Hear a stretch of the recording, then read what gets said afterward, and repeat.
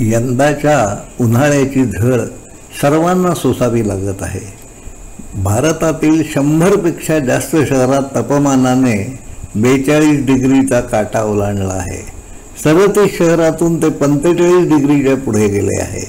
हिमाचल प्रदेशातील काही ठिकाणी तापमान 44 डिग्रीला पोचले आहे। अनेक ठिकाणी तापमानाने 49 डिग्रीचा काटा ओलांडला आहे। भारत पाकिस्तान सीमेवर ते 55 डिग्रीला पोचल्याच्या बातम्या आहेत। त्यामध्ये एका सैनिकाचा उष्माघाताने मृत्यू झाल्याची बातमीही आली आहे। भारतातील अनेक शहरात वाळवंटी प्रदेशांपेक्षा तापमान वाढले आहे।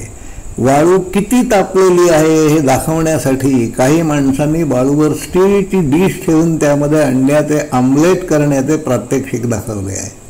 अंडे वाळूमध्ये कसे भाजले जाते याचा व्हिडिओही यूट्यूबवर पाहता येतो। वाळूमध्ये पापड कसा भाजला जातो हे एका सैनिकाने दाखवले आहे।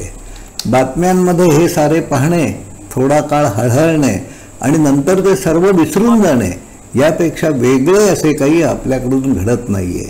शहरातून राहणाऱ्या एअर कंडिशनच्या सुखद हवेत वावरणाऱ्या माणसांना आज याचा फारसा त्रास सोसावा लागत नाही।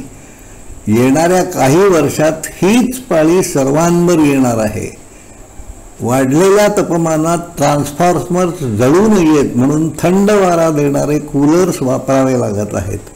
असह्य तापमानात सैनिक, मजूर, शेतकरी, हातगाडीवाले यांना त्यांची कामे करावीच लागतात। पोटाची खळगी भरण्यासाठी माणसांना काम करावे लागते। यामधून दुखणी वाढणार आहेत। सतत वाढत जाणाऱ्या तापमानाचा परिणाम प्राणी जीवनावरही होत आहे। शेतीचे चक्रच यामुळे बिघडणार आहे। हे असेच घडत राहण्याने पुरेसे अन्नही पिकणार नाही। हे साऱ्या जगभर घडणार आहे। पुढील काळात तापमान कमी होण्याची शक्यताच नाही, पण माणसे सावध व्हायला तयार नाहीत।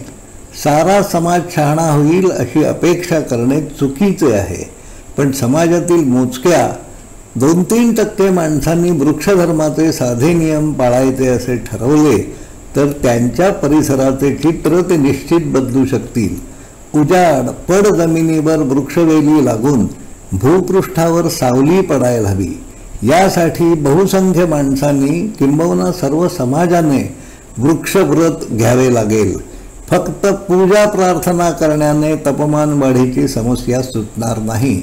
वडाला बळसे घालण्याने फारसे काही साध्य होणार नाही।